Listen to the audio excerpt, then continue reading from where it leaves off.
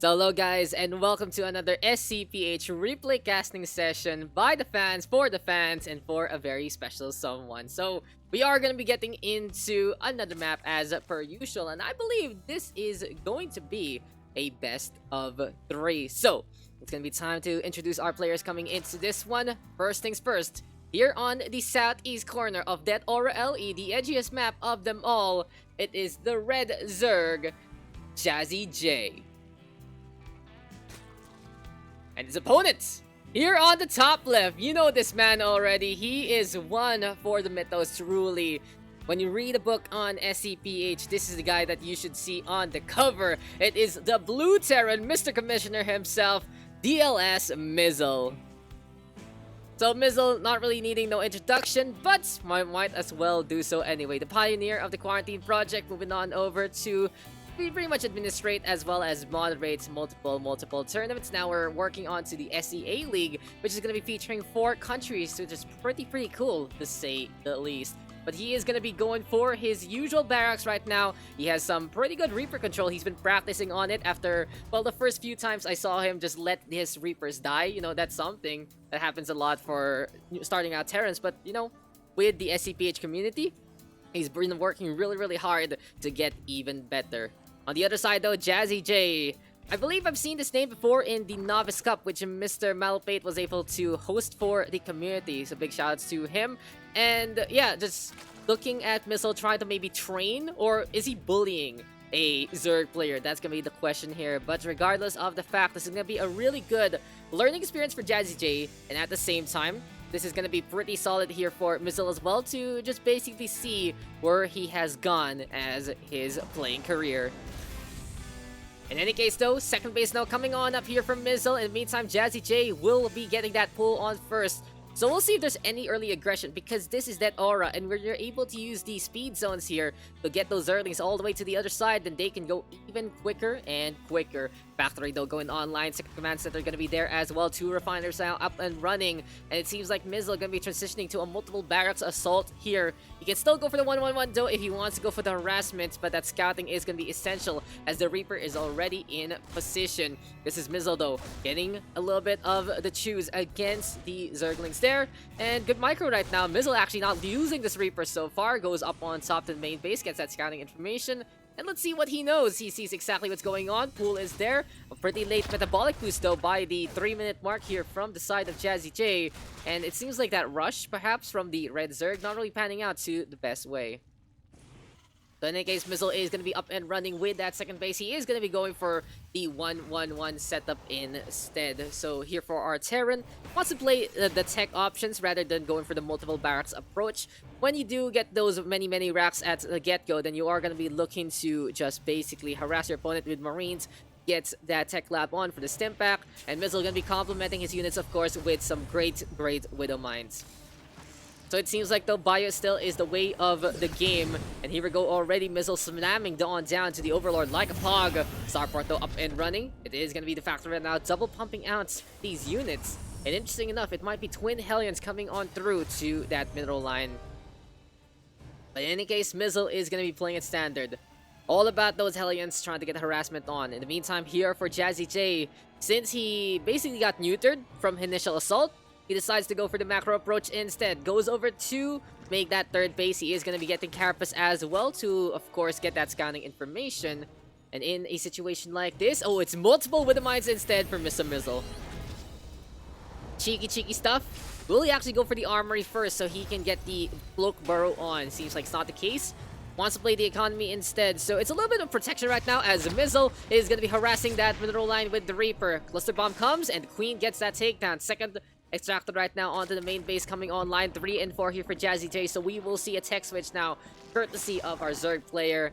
It seems like it is going to be that Ling Bane Muta approach. 3 bases now going to be up and running for Jazzyjay by the 5-minute mark. Mizzle not lagging behind. So this is actually really good for our Terran player. Those mules always making sure that mineral count is in the favor of the Terran in the first place. And the back going online yet again. And here comes more and more from Mizzle. We'll find out if he is going to be going for drop play. Yes, he is. So harassment is key here for Mizzle. And I remember when he first started out, he was really that macro-focused player, but now he's doing more harassment. He's trying to really get in the head of his opponent, and it just goes to show all that coaching helping him out in the first place. Drops right now with the Wind of Mines again. Gets the burrow on. One with the mine for some reason is just chilling on that. And there we go with a slam on down. But oh, unlucky there from MiZEL because that one with the mine shooting into the extractor instead. Here we go with the surround. There's the cleanup and not the best drop there in all honesty from our Terran. Still, though, space has been created. And this is MiZEL right now going over to that third base instead. Jazzyjay in the meantime seeing the medevac coming on through. And will he actually go for a fourth? Creep spread really isn't the best right now though from our Zerg player. It seems like he's really focusing on to getting those inject timings on, as well as maybe transfusions for the future. But these queens are low energy for no real good reason, and these creep tumors should be spreading all over across the map to at least allow these Zerglings to get this around later on. And you think TVZ, it really feels like creep spread is absolutely key because it just lets you surround those units, and then splash damage is so key in so many ways. So when the siege tanks start to go for the shots, then at least they're hitting the Marines at the same time. Am I right or am I right? And of course the Marines taking damage from all fronts. It's gonna be a cluster of a mess, that's for sure. But here we go right now with more and more racks from MiZEL. He is gonna be dedicating himself into the bio build. Now, interesting enough, though, it's a pretty late stim pack already. It's by the 6-minute mark. He hasn't even started it up as of yet. But for now, more and more Widow Mines now coming on through yet again. Jazzyjay, in the meantime, still taking control. He's playing very defensive. But the big issue here right now is he is going heavy onto the army, which is double of MiZEL's. But MiZEL is in the lead with workers on 50. And he has 2 orbital commands and a chilling command center. So, MiZEL, you gotta park the car sometimes. You gotta get that big, chunky building down below. So there you go. But back to my point, 52 workers, mules going online. So this is really good here for MiZEL. As soon as he decides to get his SimCity up and running, he will have all these racks up and going for as many units as possible. And since he did go for the macro approach, he is now finally getting his stim pack. Now, it could have been a little dicey here for MiZEL if Jazzyjay had something of substance at the very start. He could have actually gone for the harassment after the Widow Mine drop, but since MiZEL is left to his own devices, he can really just get these later things, get that third base up and running, and be good to go. Now, a very interesting egg cycle here from Jazzyjay. He went pure drones, and now MiZEL is going to be taking the lead on the armor count. Workers are almost even, but as we said, mules are completely OP, and they make a big difference. Jazzyjay, though, just keeping it up on the economy side right now. And he is going for the +1, +2 already onto the melee. So we'll find out if these Zerglings can really pack a punch. Still no Spire play, though, as per the 8-minute mark. So yeah, it's a little finicky for our 2 players build. MiZEL, right now, a little on the slower end because he wanted to go for that third base first. And when you go 3 base as well as the starport, you can really see you don't have that gas to get the early upgrade. So your 1-1 timing isn't as potent as it usually is, but you make up for it by having a better economy overall. And now for MiZEL, if he can get more of these racks up and running, he can just keep slamming down that A key. And in all honesty, Marines can be queued up into a maximum, and he won't really run out of money any single time. Anyway, though, Jazzyjay is coming on through, sees this upcoming base, and for some reason, MiZEL is building a 4th and a 5th at the same time. So that's what's going on in this game. The multiple bases, guys. When you wanna build a house sometimes, and you say, I don't really like what's happening in the neighborhood, then you buy the other lot and build another house. Baneling still coming on through, gets the burst on!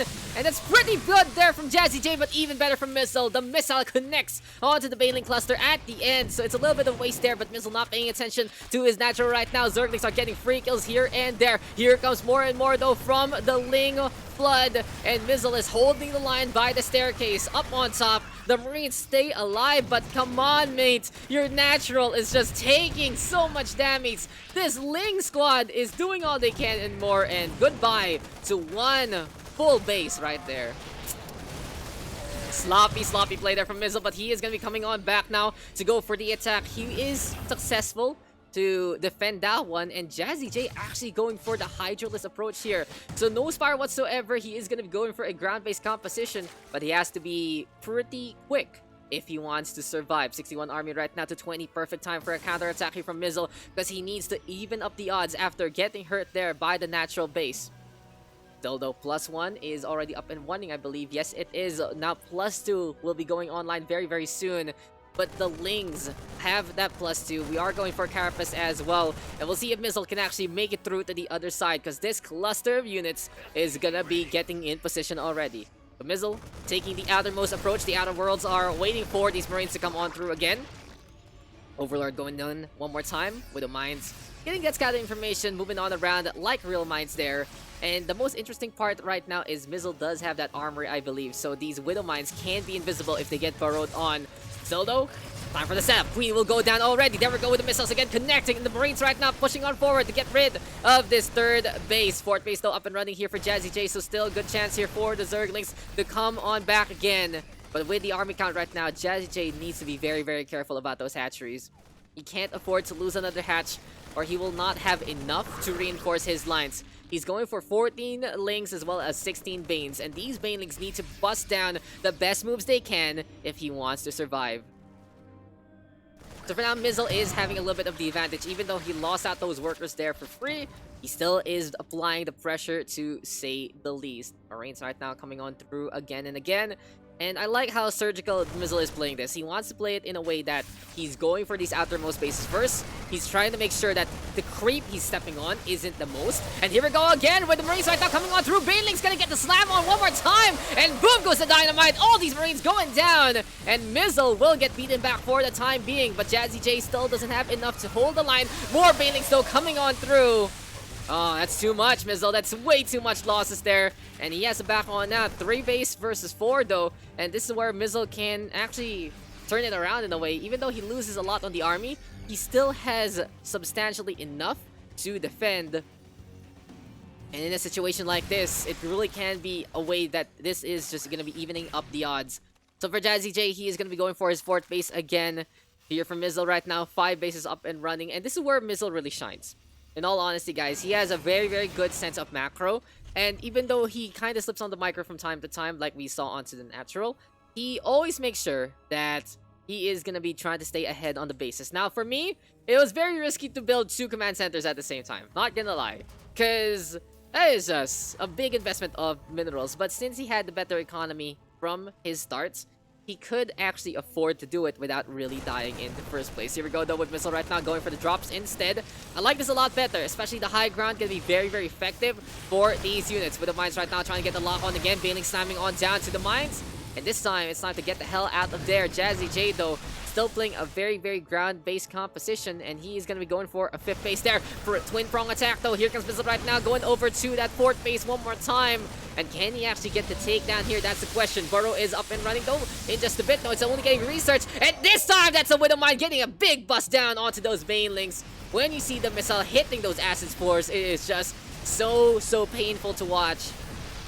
And this is MiZEL over and out onto the high ground. We go again. The Medivac Brigade is doing all it can and more. And this is the problem now for Jazzyjay, because MiZEL is literally playing with his opponent. He's going up to the high ground and the Hydralists have to chase. He goes to the low ground, the Hydralists have to chase. If he was playing Mutas instead, he could have been able to chase anywhere and everywhere. And with the creep set, not really the best. These Widow Mines are just happy to get some free hits. There we go with the cleanup. Jazzyjay has lost everything on the army count, and GG is called. MiZEL playing it smart, and he will take the win. So a good one there from Mr. MiZEL, really showing his progress overall. His macro game still on point, understanding the economy of the game, that's for sure. But still has to be very careful of his units from time to time. Losing bases like that for free can really hurt you against better opponents.